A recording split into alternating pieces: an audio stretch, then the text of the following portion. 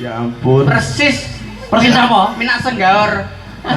Bayang krucil kan. Sugeng dalu Mbak Limbo. Sugeng dalu Mas Heru. Alhamdulillah dalu niki saya bernostalgia. Bernostalgia Nggih, kalih Pak Desipan. Dari kalau semanten kula sak niki lho sapa ki jenenge iki? Saimun. Sario. Sapa ki? Satrio. Satrio niku lho Mas. Nggih. Kula rumiyin kan anu napa nderek Pak Joko Suwani niku ajar. Oh, belajar. Nggih. Rumiyin tasik teng ngene Bu Lurah Kus Hartini nggih. Wong nggih sakniki kok tapi boten kuning ngeten niki sian. Beda ben wirang cilik. Oke. Kaya jagung. Kula dongaaken dumateng warga Gandri sedaya mugi sehat. Amin. Rezekinipun banyu mili. Amin. Ya sedaya mugi taun ngajeng saged panggih malih nggih. Amin. Pun mboten usah nimbali sinten Mas Akbar mawon pun. Gak usah nganggo sampean. Yo nganggo aku Akbar kene aku kaya mungkin. Bisa. Kayak gitu. Koyo. Ngono lho. Soalnya pengirongnya karek iki. Yo. Oke iki lagune apa? Manut Mas Heru karo Mbak Pesek sing kira-kira kompak apa? Kalah dhisik wi aku. Oh, Kalah dhisik. kalah dhisik. Lintang ya? Sambutan apa wau? Napa? Napa Mas? Lintang mawon. Lintang Oh, Lintang Lintang Asmoro. Wow kan ayang-ayangnya sampun Ayang-ayang sore. sampun sore wau. Nah, ya saiki Lintang Asmoro. Jih. Mas Heru dan Mbak Sri Wahyuni. Yo, dadekke Lintang Asmoro. Ya. Maka Sesarengan Astabrata. ya.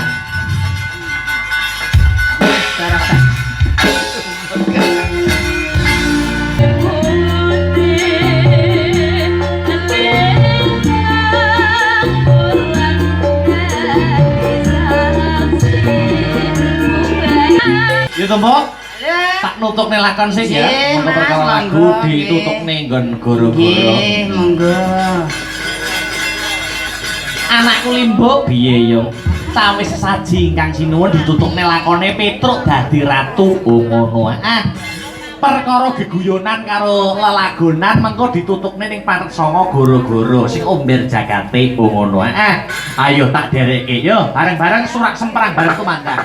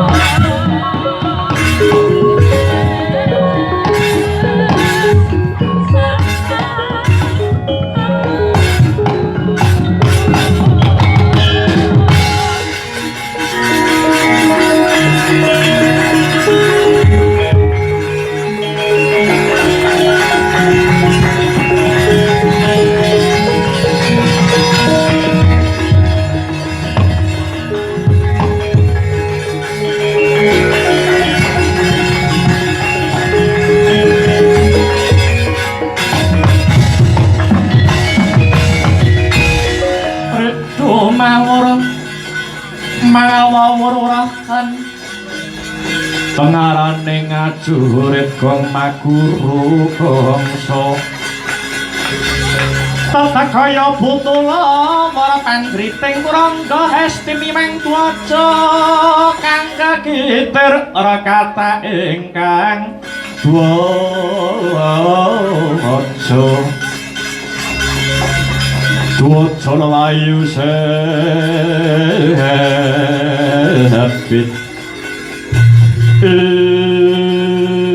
ibut latalah ya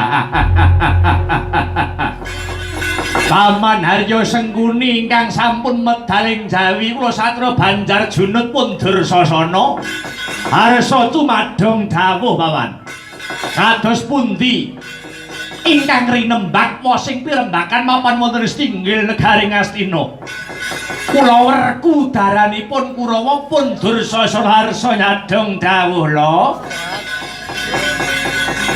kados pundi pamacek pundi kula Dulma Gati nyadong dawuh kados pundi kabaripun pacewakan negari Ngastina Dulma Gati nyadong dawuh Cengkuni kula Ratu Sindhu pun Jayajatra nyadong dawuh paman kula pun Surtayu cumadong dawuh Satriya Pedhanyangan pun Swatama arsa nyungsu warti paman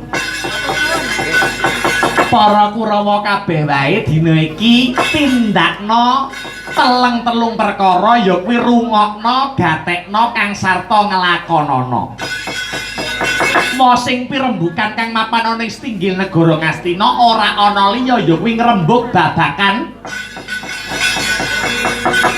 kakangmu ya kuwi sinuwun anak Angger Duryudana ngrawuhake Nalendra Mandura ya kuwi sinuwun Prabu Baladewa ngrembug ana Ratu Anyar Katon Ratu kuwi jumeneng Nalendra mapan ana ing Kraton Negara Loji Tengara dene jejuluke ya kuwi Prabu Tongtongsot Bilgedwelbe Prabu Tongtongsot Bilgedwelbe man pancen kaya mengkono Dursasana kamangka sak ngertine anak Angger Duryudana Ratu Loji Tengara kuwi Prabu Jayasentika lah iki ganti tanpa sak pangertene Ratu Ngastina ya kuwi anak Angger Duryudana ratune ganti jenenge Prabu Tongtongsot Bilgedwelbe ketambahan maneh para Kurawa kakangmu anak Angger Duryudana ngimpi utawa yupena kalamun to negara Ngastina ketrajang banjir bandang rong babakan iki disuwunke pirsa kelawan Nalendra Mandura Prabu Baladewa pirembugan ana ing kraton durung rampung ana babak anglayoni jujul anusuli ya kuwi tekane Pendhita Kendali Sada ya Pendhita Kundalini kang peparape Begawan Anoman kethek putih ya pancen kaya mengkono Anoman prapta negara Ngastina ngaku jenenge Resi Mayangkara tur to maneh Anoman ngaku yen utusan saka negara Loji Tengara Anoman ngaku yen pangkate ora dadi pendhita ning saiki pujangga agung negara Loji Tengara perlune Anoman prapta negara Ngastina merga diutus karo ratu sesembane ya kuwi Ratu Loji Tengara saiki jenenge Prabu Tongtongsot Bilgedwelbe bakal nyilih dampar kencana utawa dampar keprabon negara Ngastina weladala ngemping loro genjah pati nyilih kok nyilih dampar keprabon niku tegesipun badhe jongkeng kawibawanipun Koko Prabu Duryudana pancene kaya mengkono iki mau duka Yayasinipi sinuwun Mandura Prabu Baladewa Anoman dijak geger karo sinuwun Mandura Prabu Baladewa lah iki mula Kurawa tak klumpukke ning kene kabeh aku perintah karo kowe kabeh kowe aja negakne kawilujengane Prabu Baladewa aja nganti iki mengko negara Loji Tengara sing sejatine kuwi negara jajahane Ngastina iki mengko iso mbedah negara Ngastina aja nganti kelakon merga apa Mergo sinuwun ing Astina, kakangmu ya kuwi sinuwun Jaka Pitana ya sinuwun Duryudana, jubriya rasane ngati. Kamangka Anoman kuwi wonge Pandhawa. Kok saiki Malik Grembyang dadi pujangga agung negara Loji Tengara. Sinuwun Ngastina Prabu Duryudana jubriya kalamunta Prabu Tongtongsot iki mengko gegek Ratu Sulapane Pandhawa. Ratu Sulapane Pandhawa dikongkon ogak-ogak katentremane Ngastina, dikongkon ngogreh kawibawane negara Ngastina. Mula kowe kabeh Kurawa padha budhal nek mudandan aja mbok kendhoni nanging malah kenceng ana. Aja negake keslametane Sinuwun Mandura. Yen iki mengko ana bobol boroting perkara. Kabeh anak-anak Kusata Kurawa kudu melu jumangkah, kudu melu mrembyah. Anoman dipateni. Yen perlu Loji Tengara yen ora kena dipringgake secara becik, dibedah pisan. Ratune Tongtongsot Begedel pateni pisan. Nggih. Ngestaken dawuh Pawan, muga-muga antuk pengasih saka Gusti Kang Maha Asih. Swatama, kula wonten dawuh Paman, amiji dhateng Satru Pedhanyangan kula pun Bambang Swatama. Kaya adat saben ya, Le. Mantuwa pisan dandan kaping 7 nglumpuk kaping 3 kabodholake. Siaga aja nganti kecicir. Kirake para wadyabala Kurawa sak cukupe. Yen petuk Anoman rasa dadak kesuwen bondo tangane kerincung sikile biabaten gulune. Lho niki amit madal pasilan. Aja kaya bocah cilik salama. Umre kang bala lumares. Budalen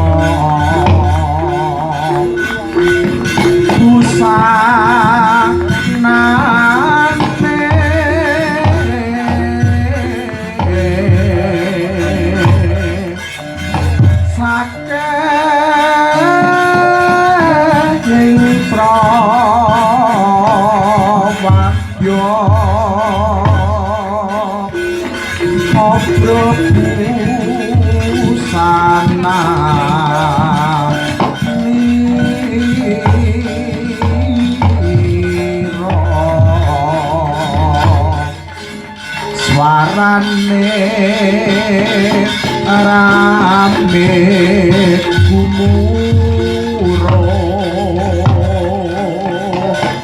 Indo ombake samudra.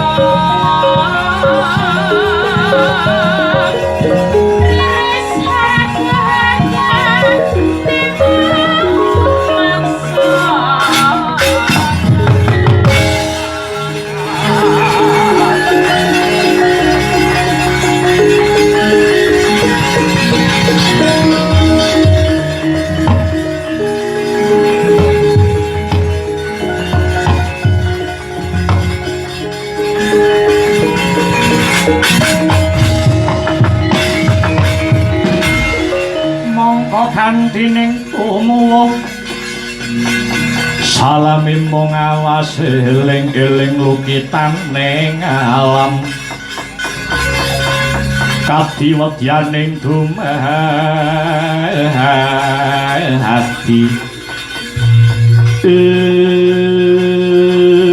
ya jagat ya dewa ya bathara weladalah anggone Anoman lumarap ana negara Ngastina tinemune jebul kriwikan dadi grojokan gojekan dadi tangisan ketitik kae ndak sawang ana prajurit segelar sepapan kang musikep gegamane ngaprang manjer umbul abang gambar ndas Banaspati ora pangling kae barisane Sata Kurawa sajake sajake ora narimakake anggonku bakal nyilih wujude dampar kepraban negara Ngastina. Ya to ya. Anoman ora bakal mundur ing geguntur, Anoman ora bakal mendho ing bebaya. Eling-eling Anoman mung dinutuk lawan Sinuwun Loji Tengara Prabu Tongtong Sedbil Gedwel Beh. Kinen ngelingake tumindake Kurawa kang rina wengi mung tansah ndeder kanistan nyebar marang rasa memungsuhan. He Kurawa. He Kurawa. Keroyokan Anoman 1000 bareng maju 100 bareng ambrus. Watone Anoman tumumpang ana garis sing bebener, Anoman ora bakal wedi karo sapa wae.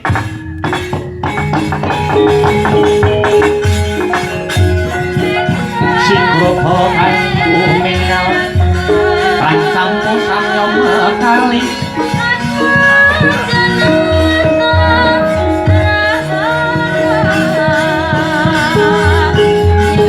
leret aden lopeng koko janji mengkong menguncang ini benjang sang anci micil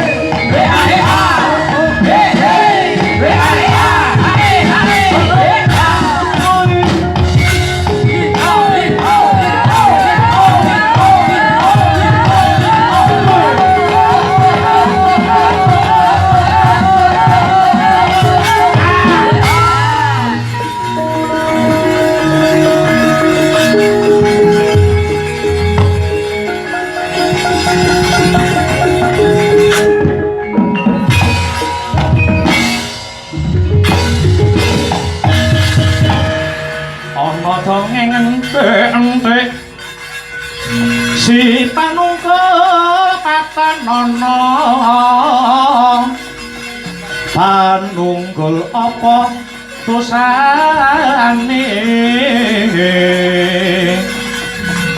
dosa ngungkule sasama aja dindak kuat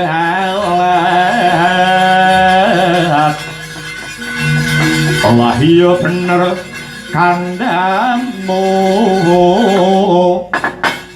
lali sumber kedewasaan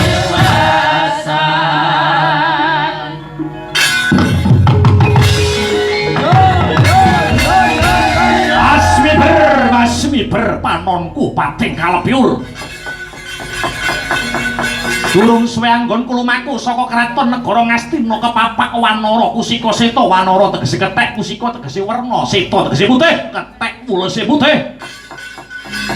Ora pangling pendhita Kendali Sadaya, pendhita Kundalini, peparapmu Begawan Anoman. Aku dudu Anoman ning aku Resi Mayangkara, Pujangga Agung negara Loji Tengara. Malya bulus poleng Surtayu ora bakal pangling. pendirangan meripatmu. Apa sing ndok karepake Surtayu? Harapan. Yen kena tak pringgake secara becik. Kowe minggato saka negara Ngastina kene aja gawe dak-dakaning pasulayan. Kowe iki wis kethek tuwek keplek arep matek kok ndadak puruhita ana ing ratu anyar katon sing jenenge Prabu Tongtong Sebil Gedhe Beh, ratu anyaran sing durung genah alang ujure. Minggato rasah melu celeng boten kebo latengen minggato sekan wilayah negara Ngastina merga loji tengara kuwi maksih ke bawah perintah negara Ngastina. Iki dudu urusanmu Surtayu. Urusane Mayangkara kuwi karo Prabu Baladewa Ratu ing negara Mandura. Dadi cekak cukupe kowe ora gelem minggat saka papan kene, saiki ora gelem, besok apa dene wani karo Surtayu entek wedine karwanine. Bagus. Gedhemu cilik dhuwurmu ndek kopat kapita kaya buntute ula tapak angin kekejero kaya manuk branjangan. Tengkang kandling kulitmu jumengleng sudukanmu. Yen pak kowe pancen pendhita sekti tanpa aji, teguh tanpa meguru, wateken aji japa mantramu. Sumpang suh tebiah dadam melengsati kamu jotakon dosa waluan. Oh!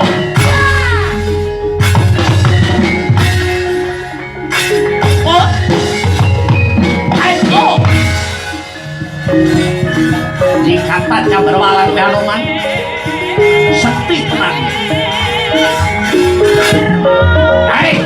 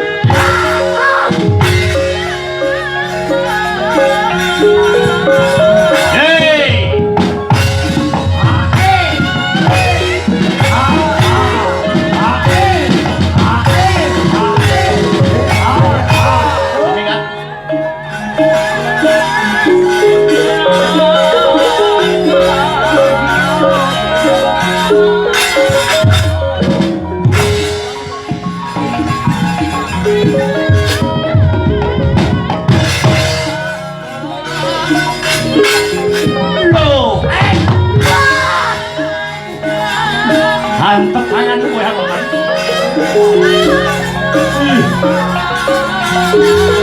Ada. Lo, guys. Oh, hey. Oh, es. Oh, no. Es. Oh. O-A-I. Wait. Oh.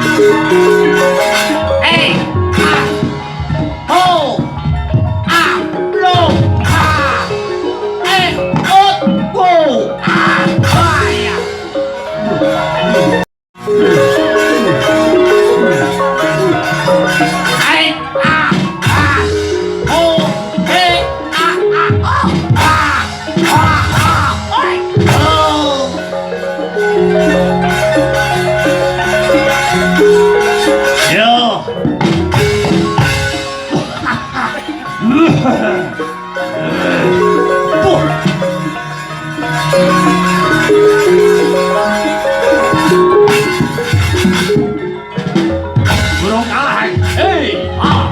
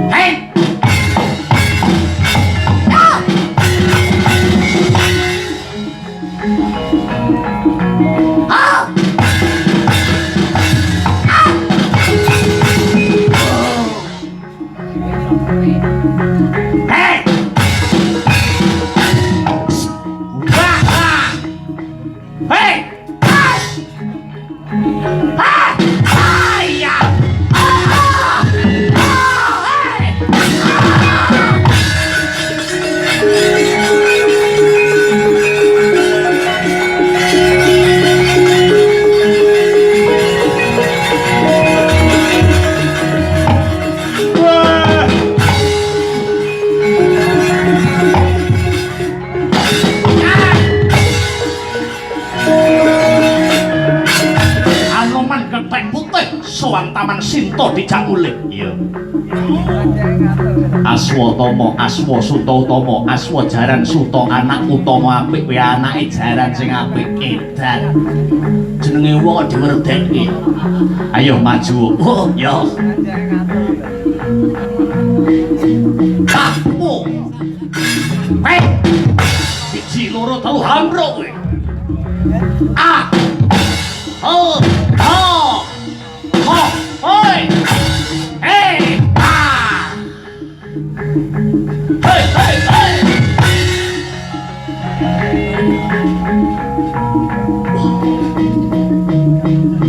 Oi! Ah! Ah! Ah! Ate oh! Ah!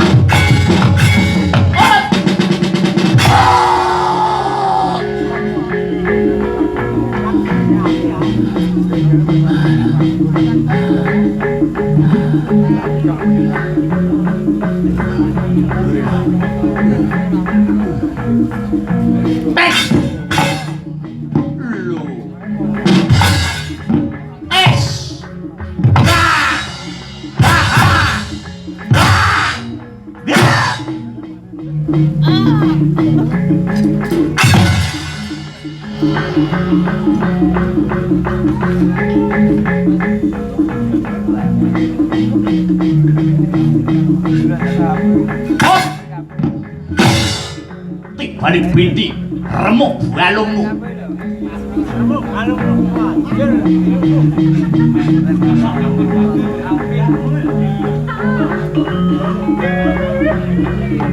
Hei, wah, ha, ha, ho, hei, hei, ho, ah, remuk kan remuk belum jalan.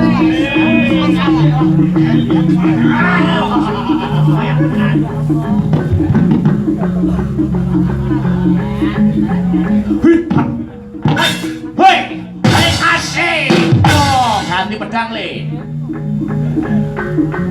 Ho, hi, ho, ha, hei, pedang. Angel penceklane jeng pirang nyekel sinden bae.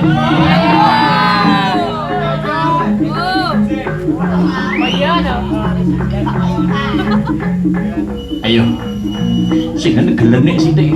Iso. Ho, ha, ho, ah, ore yo. Oh, ganti ngombak le. Ho, has, ho, wah, ah,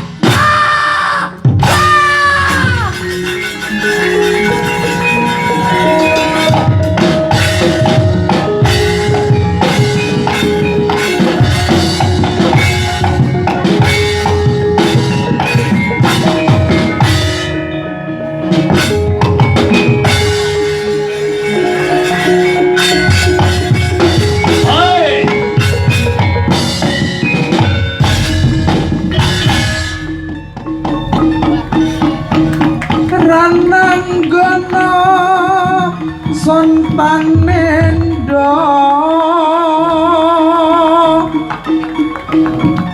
den palangi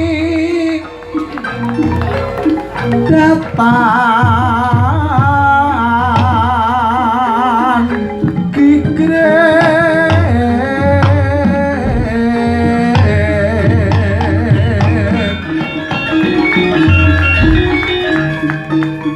aku satriya dik donya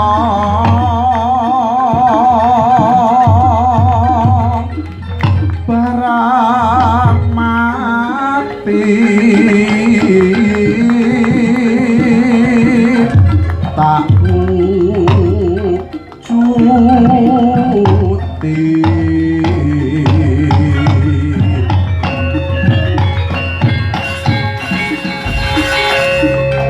satyaku jroning ati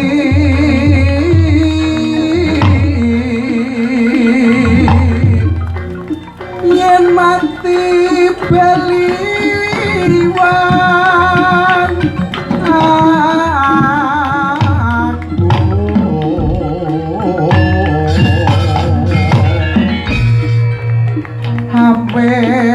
sun lapuh bangsa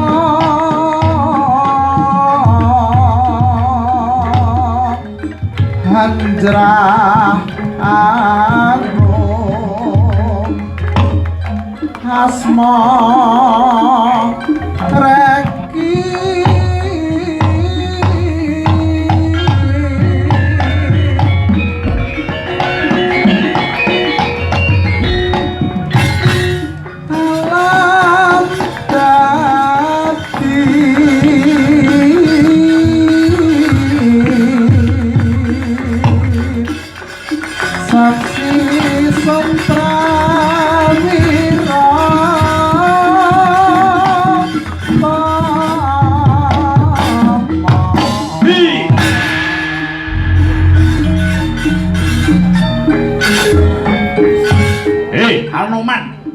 Ratu Sindu Jaya Jatra kang dadi musuh. Ayo 1000 bareng maju 100 bareng ambrus kena nglaring epek-epek resi mayang karo kelakon dadi ndok pengamun-amun. Wah latalah jengkem pelo kowe.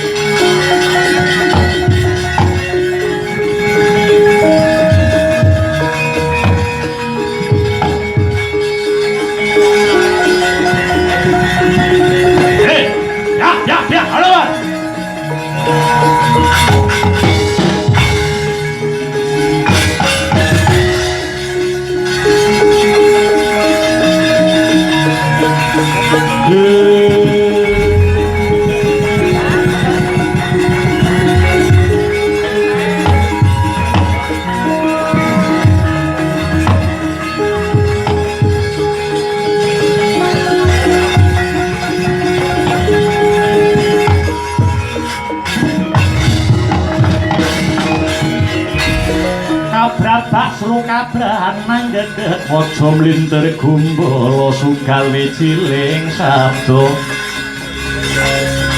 sukawi ciling sabdo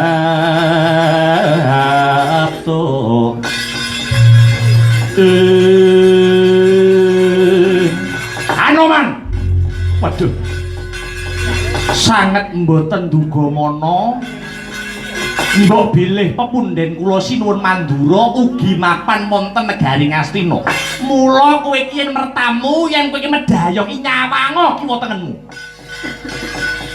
Aku arep takon karo kowe Anoman. Apa kurang marek anggonmu ngabdi marang adikku Yayi Kresna?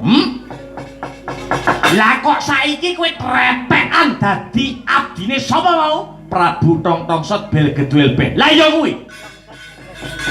Tetho lamun ratu gustimu kuwi bakal ngogak-ogak marang Banyu Bening.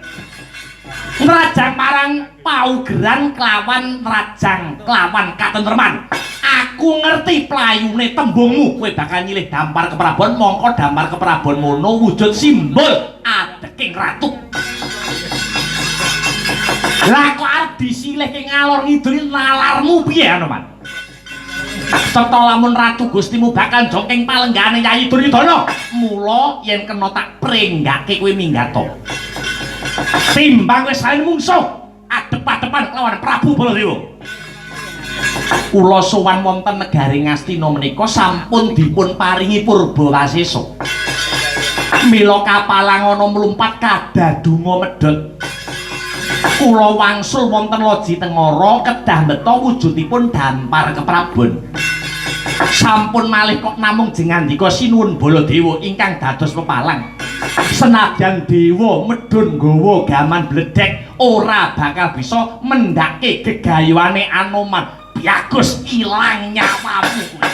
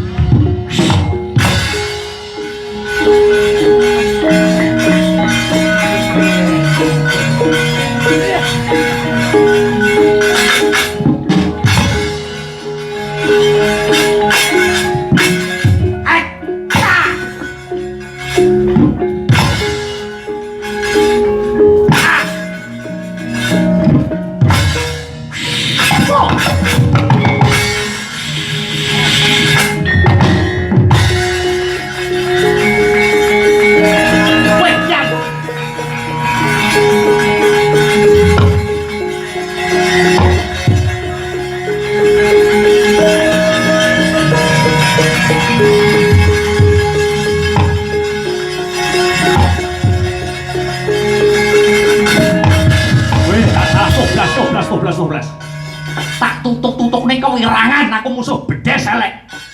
Anoman ojo kecilian ikat kegeden ndas. Ratel ning cepak swargamu kowe.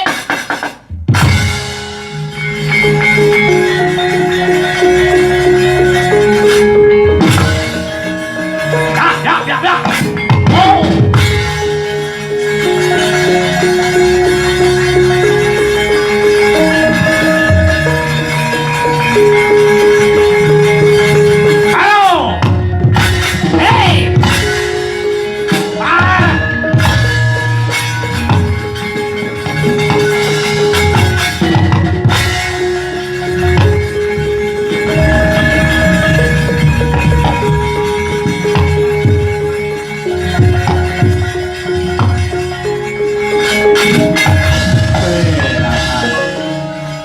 Yen tak bacut-bacut nih so bablas tenan nyawaku.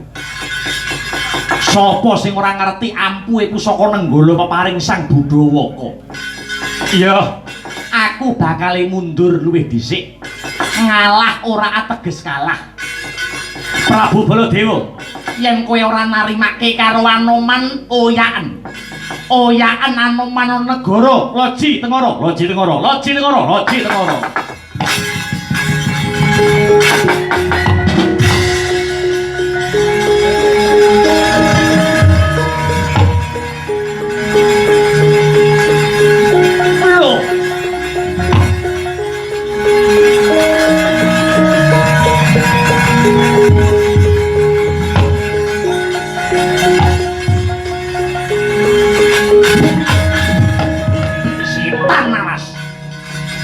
Dudu patrape Senopati.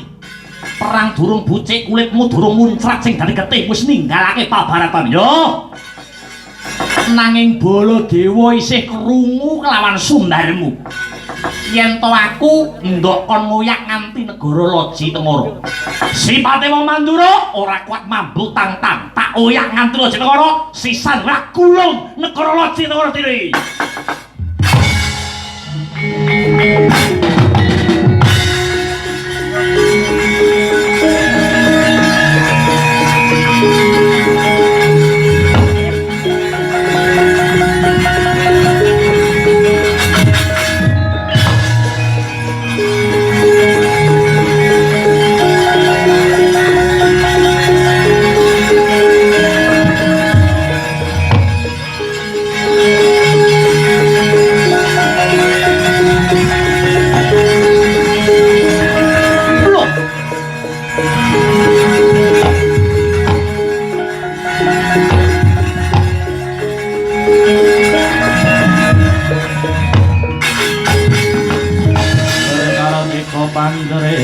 Sunilak matur kenging kongase dining kusuma memayu arajaning bumi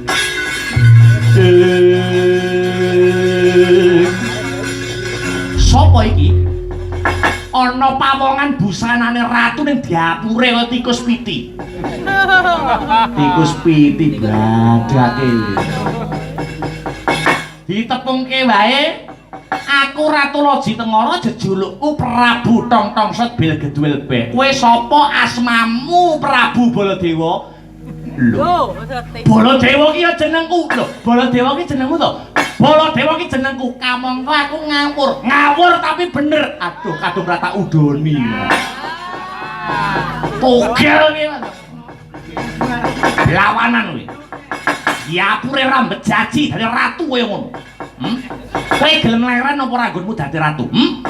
Anggonmu duweni pakarti ngogak-ngogak katentremaning Praja Ngastina. Apa ya memper? Apa ya memper wong kaya diapurmu pengin nyilih wujude dampar keprabon Cetha Kegla Tanpawarana. Lamun kowe bakal ngrubuhke adeke Kyai Prabu Duryudana. Gelem leren dadi ratu ora? Janji ora gelem lereh keprabon dak tibane pusaka Nenggala. Mecat nyawa tira iki kowe. Adalah.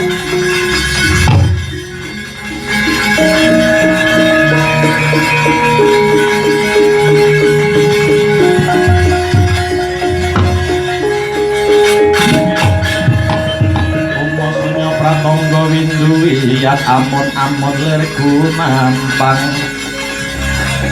Amun-amun lir gumampang maletik mantulot.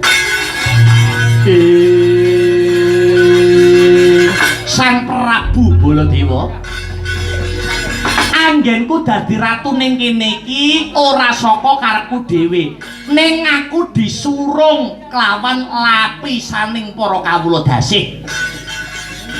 Ewadene Sang Prabu kepengin nglereni anggonku dadi ratu, ya tak leren. Wong dadi ratu ki ora enteng ning abot. Kawijil pangandikamu yen panjenenganmu bakal mateni aku. Lho, monggo-monggo ae. Ning apa bener ngono kuwi? Kowe arep mateni karo aku kok kowe mateni karo aku. Lah kowe apa tau nguripi karo aku? Yen kowe pengen mateni aku, tegese kowe wani karo Gusti sing nyiptakake manungsa. Awit tong-tong sedel geduel bae iki iso urip mergo diuripi karo Gusti sing gelar jagat. Sing menang jabel nyawaku iki ya mung Gusti sing gelar jagat. Lah kok kowe lancang arep mateni aku? Apa trep ngono kuwi? Panjenenganmu kuwi ratu dudu bocah angon. Panjenenganmu ki ora ngerti underaning perkara, ora ngerti sanggite lelakon. Lah kok arep mateni aku? Lho, patenono. Aku trima ning sing nguripi tong-tong sot sing ora trima. Idal kacan bebangal ing kene margane patimu kuwi. Jiwa manjing.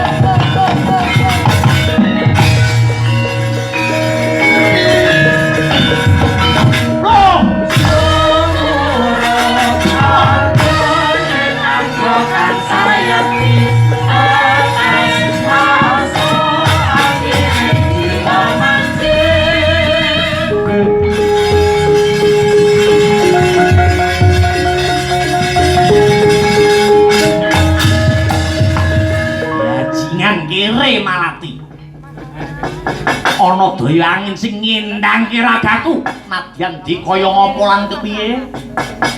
Aja gembelo sirahmu.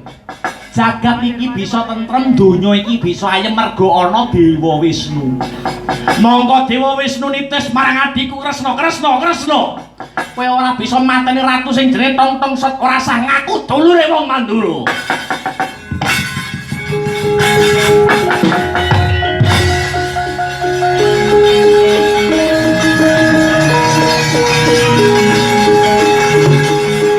Ora mikir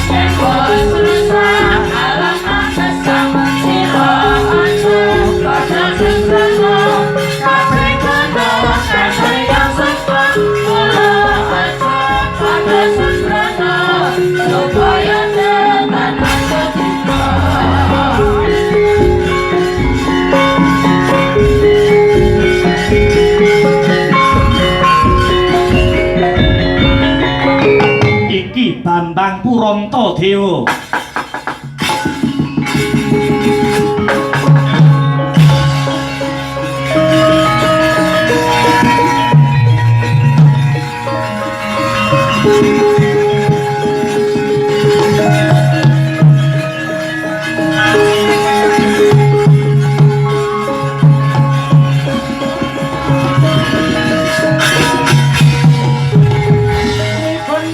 klap-klap katon lerekin sanging alis oh risang maweh gandrung sabarang kadulu ukir moyak baik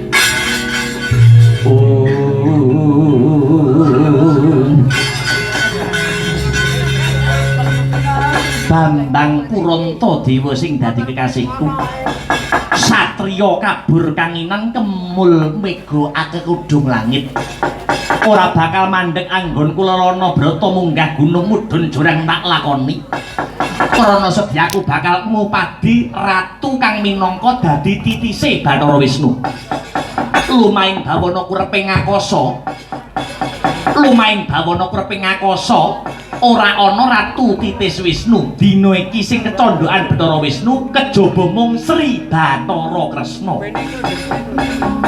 aku kepingin ngudi indahing ilmi nggayuh wimbuing kawruh marang panjenengane kabar kang sumebar pawarta kang marata Prabu Kresna kuwi ratu kang mapan ana negara Dwarawati ya Purantadewa dina iki bakal sowan ana Dwarawati tak suwitanane Prabu Kresna tak guronane titis Wisnu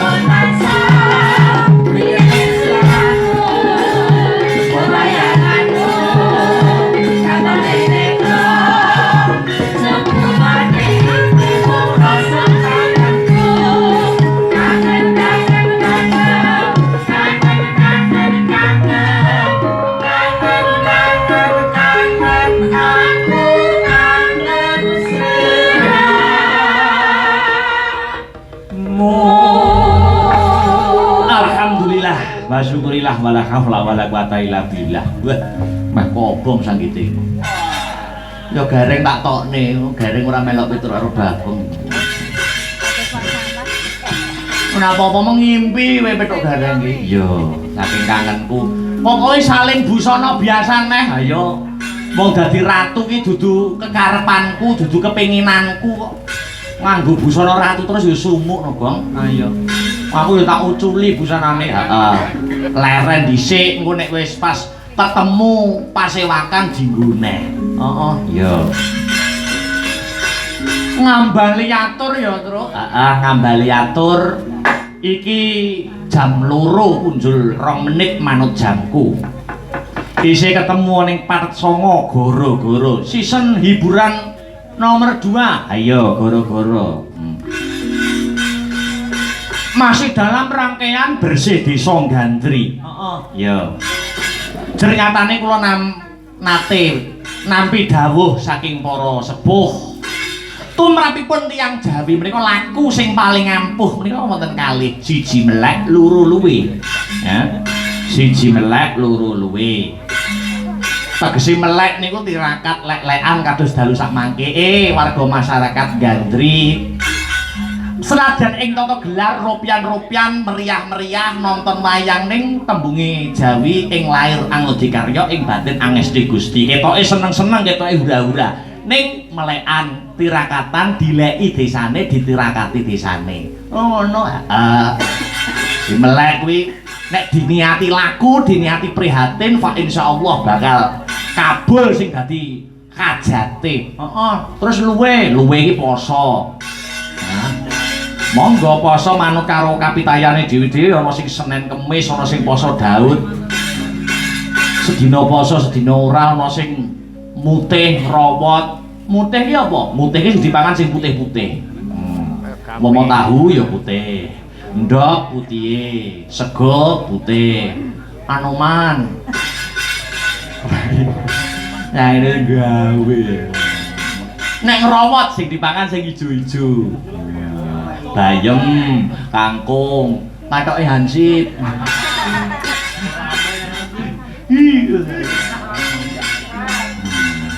Iya. Napa malih kula nggih nate diweling gitu. Contone pelaku seni. Kuwi dalang, mbuh kuwi sinden, mbuh kuwi pengerawit. Punika ternyatane pun kewajibanipun nyambut gawe dalu gitu. Otomatis nek nyambut gawene bengi otomatis niku pun padha wae karo prihatin, padha wae karo tirakat. Mula omong sak omong sing ngati-ngati gitu. Niku mergo nek omong sing ala niku saged-saged sok numusi. Wonten contone wonten critane pun mboten kirang-kirang. Ngono dalang kulino melek, pengerawit kulino melek, sinden kulino melek. Ngomong sak kecap. Aku jane kuwingin leren kok tanggapan terus ya. Dilereni tenan karo Gusti Allah. Oh ngono iya. Mula kudu sing ati-ati. Iya. Omong sak omong ayo, mergo wong melek niku kabul. Napa sing dadi dawuh pangandikane sing dadi ucape cocok numusi. Mula awake dhewe kembali ke benang merah ngaturke panuwun terima kasih ya Truk. Untuk seluruh warga masyarakat Gandri dan sekitarnya kecamatan Pangkur ya. Ngaturaken panuwun ingkang sampun paring kapitadosan dumateng kula sak kanca-kanca Sanggar Seni Astabrata. Kula ngrumaosi dalang tasih junior, dalang tasih belajar. Isih ibaratnya durung ilang pupuk lempuyange, tasih kathah kekurangane tinimbang keluwihane. Ayo terima luwung timbang delok kirik kerah. Iya.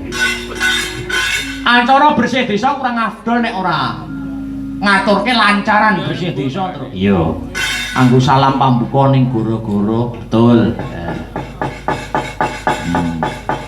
Monggo dipun malik larasipun. Dipun bawani langkung rumiyin gitu. Mengki dipun tibakaken lancaran bersih desa. Masuk. Iya. Maka dipun bawani Mas ya. Apan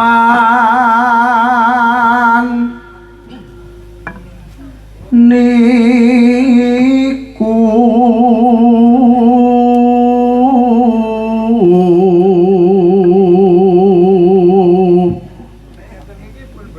dadi kewajiban baku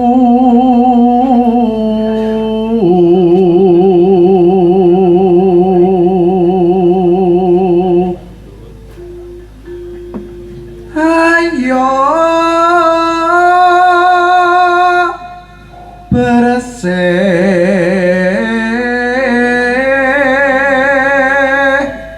desa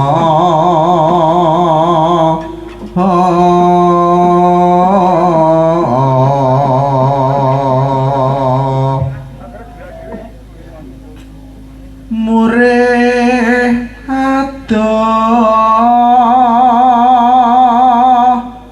sukar sakit.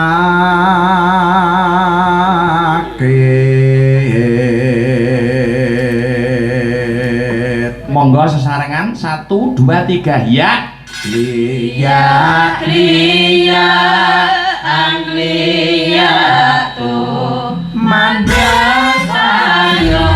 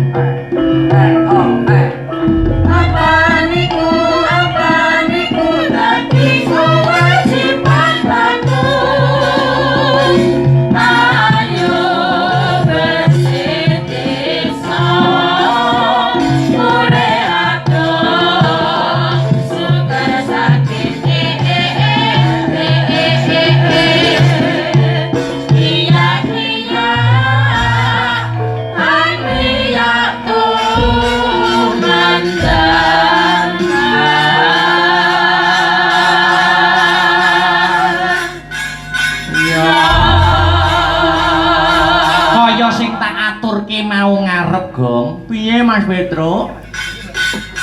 Bersih desa minangka ajang kanggo introspeksi diri, mulat sarira angrasa wani gitu.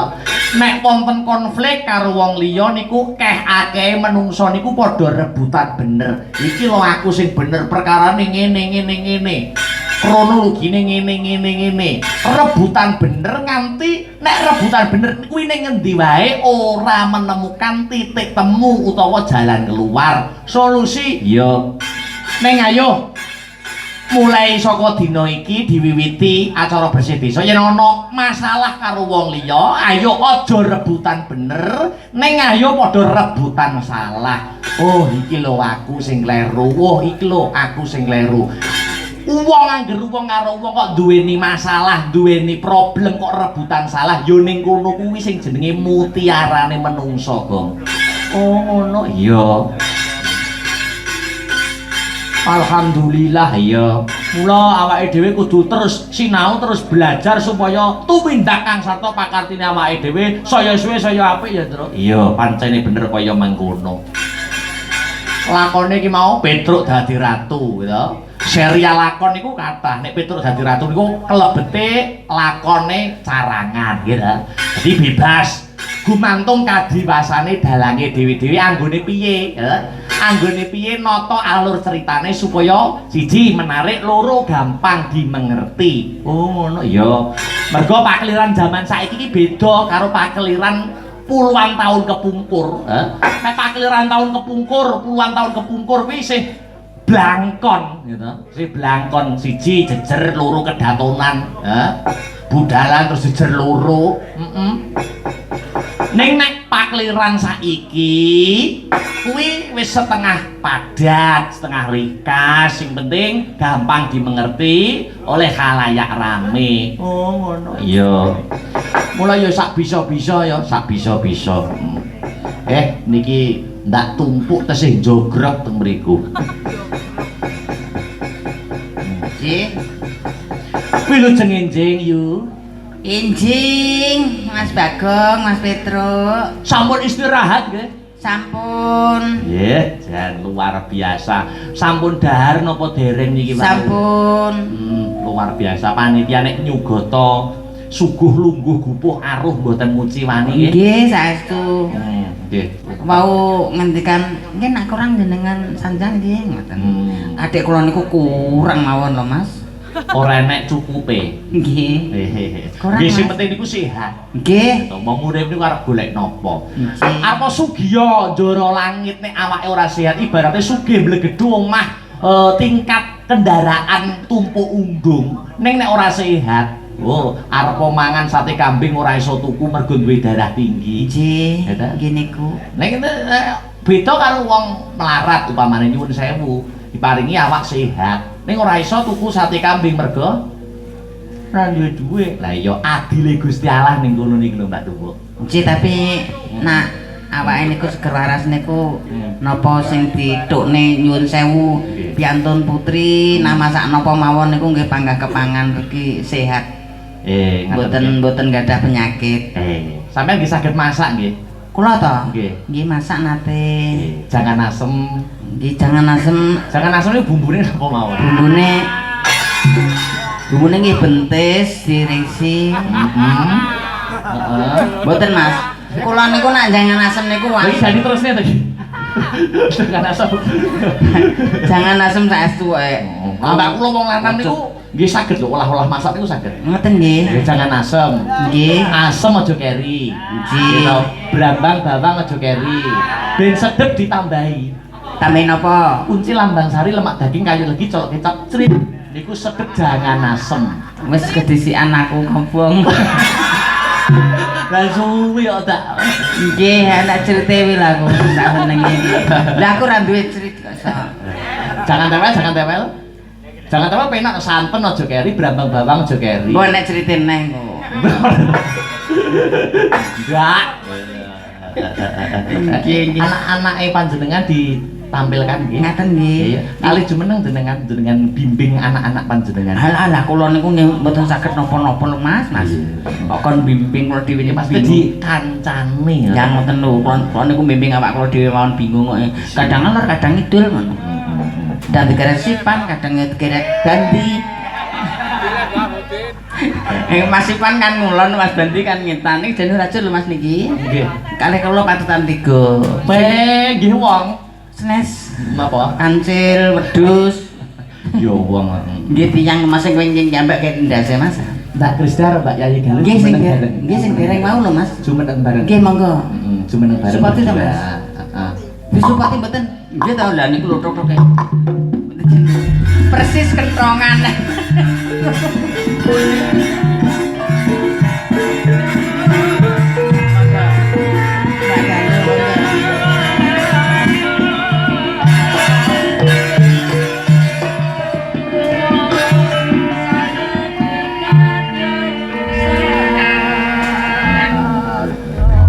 Piantone lencir-lencir Mas. Lencer-lencer. Aku mbiyen yo cilik-cilik ngene iki ya Mas. Jojok awor Sipan kuwi rada lemu ya aku. Karo Pak Bandi ya. Nggih. Selamat pagi Mbak Yayi dan Mbak Krista. Selamat pagi. Dan sempak Kompak. Kompak kok sempak. semangat kompak. Oh, sempak niku semangat dan kompak. Gak terus garing. Mah Mbak Yayi kali Mbak Krista, kula nyuwun yo isuk-isukan bawa napa lho sing kompak apa bawa gantian. Heeh. Napa slendro kenging pelok kenging barang tumpuke barang itu. barangku ora tak gawa. Masa ta. Aku dhewe ora betah. Ora rasak nek wong jan kudu tak ding-ding tak ding-ding.